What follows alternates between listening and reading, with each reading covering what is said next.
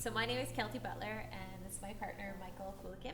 And together we own and operate Small Holdings Farm, which is a small-scale mixed vegetable and cut flower farm in Pictou County. So we're just outside of Scottsburn on the Millsville Road. I grew up in Cape Breton, and Michael grew up more or less in Halifax.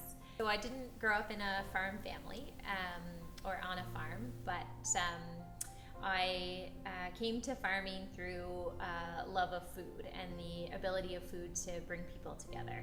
So I had a few different jobs working with youth and new Canadians, and also families who had come to Canada to make a refugee claim. And in each of those scenarios, often language and culture and age and other things were challenges or maybe barriers. But I found that sitting together around a table around food or even cooking together was a really beautiful, rich experience. And that got me interested more and more in food and cooking food, and then where food comes from and growing food. And so that led me to this point, I guess. And when we met, Keltie was working on farms as she could in the summers, and I had no expectation of farming or of wanting to do that, but planted some corn and other vegetables, and thought it'd be nice to be with somebody who's a farmer or interested in that, and so then I encouraged Keltie to do the next step of what she wanted to do was to be the one making the decisions on the farm. And so she started a small CSA in Halifax with the idea that I would be helping out a little bit here and there, and it became all hands on deck type situation, and which we both enjoyed, farming, so from there we decided that we wanted to buy a farm, and took a little bit of time, but eventually found this spot and started farming. And we weren't specifically looking at Pictou County. We just sort of were slowly kind of expanding the circle of places we would consider or we were curious about. And we did have friends who lived out here who had said to us, like, oh, you got to check out Pictou County. Like, it's up and coming, it's the place to be. And but really, for my job at the time, I had to go to Truro for something, and I saw this farm property up for sale, and I thought, well, it's not that much further, maybe we should go together and check it out. And it actually took 2 visits to the farm to see the beauty of the farm and how perfect it would be for what we were looking for. And as we arrived here, the hay in the field was like 4 or 5 feet high. It was tall, beautiful hay. And so we thought that was interesting. And then when we went back into the woods, which we now realize there was woods there and not just clear cut, or at least 10 years after clear cut, it was a sunny day, but we got a rain shower. So we're standing in the woods thinking maybe this is a spot for us, and all of a sudden, in the midst of a sunny day, it's raining on us. In the midst of a drought. In the midst of a drought in the province. And so we pretty much decided at that moment that we were going to buy this property and figure everything else out from there. Yeah.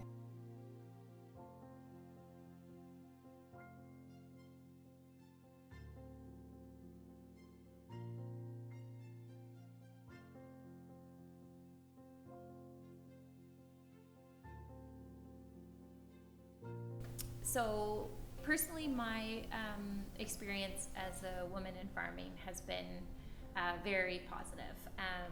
In part, I think a key piece of that is having other female farmers who are close friends and regular contacts that I can reach out to if I'm having a hard day or if an issue's come up on the farm, but also that I can reach out to celebrate with when things go well, and or just to brainstorm and talk things through. COVID was certainly required all of us to make so many changes and adjustments and adaptations, and a big part of how we handled that was certainly Michael and I talking things through, but also me reaching out and talking to a circle of female farmers and other non-female farmers as well, but and talking through how to manage those challenges and how to take care of ourselves during that as well. And one of the things that has come of that sort of network of informal female farmers in the province and actually in Atlantic Canada is we have an informal group that tends to get together once every winter. So we call it the Female Farmer Retreat. And so we keep it pretty low key. We just all get together for about 3 days at one of our farms, and we just enjoy the time together. We talk about all the things, all the challenges and rewards of farming and things that we face in particular as female farmers, things that we experience as a farmer in general, dealing with weather, dealing with new crops, crop failures, successes, communicating with our partners or our families, and yeah, it's a really lovely piece that happens. And so certainly there's those particular days that we spend together, but we also just keep in touch throughout the whole farm season. When I first started to dive into agriculture, my parents, my mom in particular, was maybe a little bit confused on how I had landed with this passion or how this might have come about. And my parents are both teachers or retired teachers, and they, my mom in particular, really thought, okay, well, maybe you should go back to school and get an agricultural degree. And I, at the time, was more interested in apprenticing or working for other farms to sort of get to know the industry more. But I know that in time, as Michael and I built our farm and that sort of thing, I mean, I feel very supported by my family. My mom and my dad love the farm. It's actually a wonderful place for our extended family. We have like our nieces and nephews who love to come and visit. And we've actually had a huge amount of help from family from the beginning in all kinds of ways, including, Michael's parents and sister and brother-in-law showing up to help us when like hiring a staff got delayed and we had all these plants to go in the ground, and they just drove down and we jumped into it, and they put a lot of labor into this farm as well. In 2019, we were selling at the farmers market. I think that would have been our second or third season at the New Glasgow Farmers Market, but we also added a small CSA where people would pick up from the farm on Friday afternoon. So that first year we had 27 households who participated in the CSA, and then as we headed into 2020 and COVID was coming to the forefront and things were really unclear as to what that would look like for how people were going to buy food or how comfortable they would be in public spaces like farmers markets. And at that time in Nova Scotia, the farmers markets had made a decision to close temporarily and to sort out systems for selling through online methods. So we made the decision that we would expand our CSA. So we had hoped to go to about 40 households just as a small growth, but then with COVID we decided to really focus on that CSA aspect. We thought maybe people would feel comfortable to come out to the farm. We could even offer an option where people can pre-order and we pack their bag for them if they want a no contact kind of pickup. And so we decided we were open to having a greater number of CSA members. And it seemed to be an idea that customers were really interested in. So they weren't sure what the farmers market was going to look like or what the season was going to look like. And so people really signed up. So we went from 27 households in 2019 to about 145 households in 2020. So it was a huge piece of how we were going to sell vegetables that year. So we still intended to go to the farmers market so long as it was operating. But one of our previous key sales channels was through a fairly large children's camp here in Nova Scotia. And they were not going to be operating, and they knew that fairly early on. And so we knew that all of that produce that we would have sold for their camp kitchen wasn't going to happen. And we were also hoping to expand our production a little bit. We were increasing the number of staff we had. And all of that was both first very unclear because of COVID. And then it also felt like, well, if we can create a safe work environment for a few young people to work here, when there's not a lot of options with COVID going on, that really felt good. So we took the opportunity to jump in and grow, knowing that we had these CSA customers who were ready to buy from us. And so yeah, our 2020 season was really shaped by that growth of the CSA. So we sold a lot more vegetables from our farm. A lot of our market customers would shop from us from the farm, and then we might see them sometimes at the market as well. So yeah, and then we've attempted to continue with that larger CSA model for families coming to the farm, because we just love it. We love having people come out to the farm on Friday afternoons.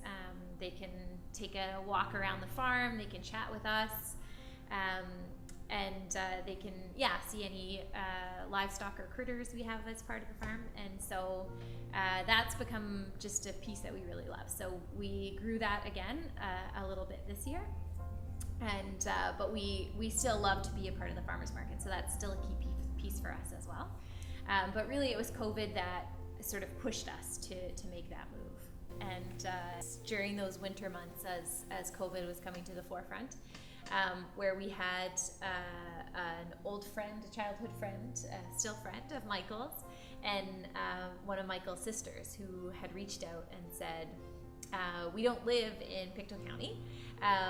They actually don't even live in Nova Scotia, but they wanted to support us and be connected to Nova Scotia, their home province. And so they said, could I purchase this? I want to buy a CSA share, and then you could give it to a family in your community who's maybe facing food insecurity. And so when these two offers came in, with a lot of eagerness on their part, I was probably just ready to jump in, but Michael is often a great balance to sort of say, okay, well, like, how would we do that? What does that mean, or how would that work?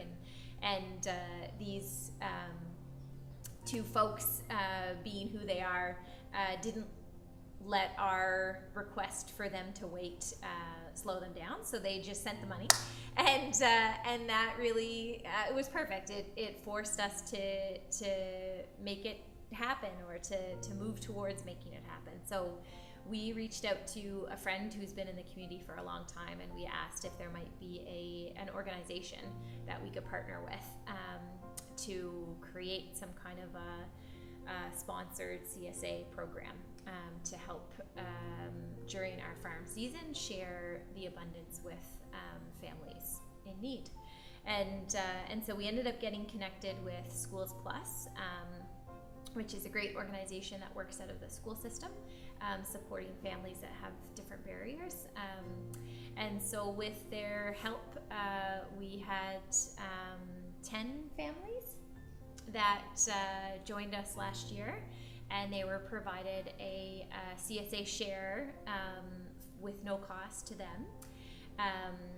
And they were able to come out each Friday and pick up vegetables as they wanted. There were a couple of families that had transportation barriers, and so the folks at Schools Plus were able to pick up vegetables for them and drop them off, which was awesome.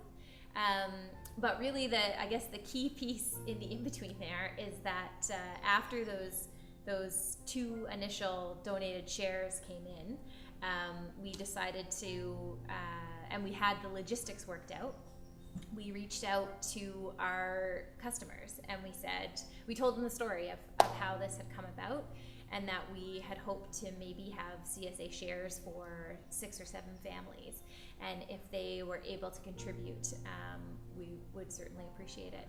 And so within 24 hours, we had to send an email out to say, okay, stop sending money, because we had received enough money for 10, 12 families.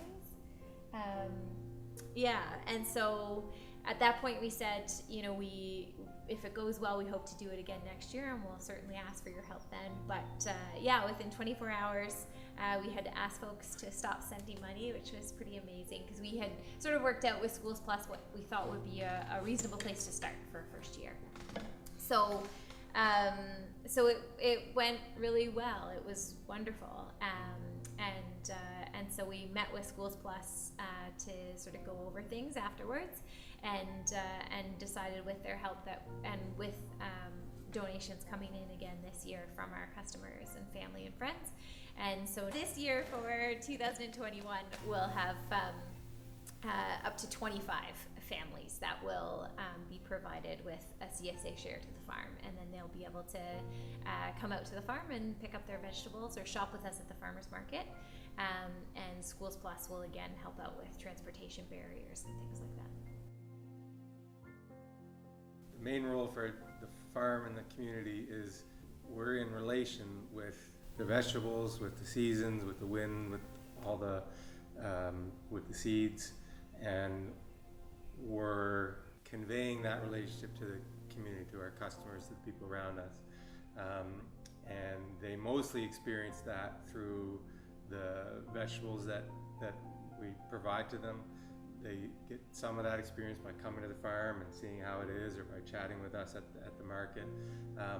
But they also experience that when we show up without vegetables, or when there's something that has gone wrong, and we can tell them about it, and they can see some of the challenges and the hardships around farming. And at the same time, then we get to see that with them. So we get to see their appreciation for the farm, that when they come and they'll walk through the gardens and all I see is the things that haven't been done, and the work that is still there, and they're like, oh, it looks so good and it's great, and look at all that, everything's going good. And it's like, those are weeds. I think mostly you're enjoying the weeds, but seeing how they're lifted by the farm and how they appreciate getting to come out here is a big part of that.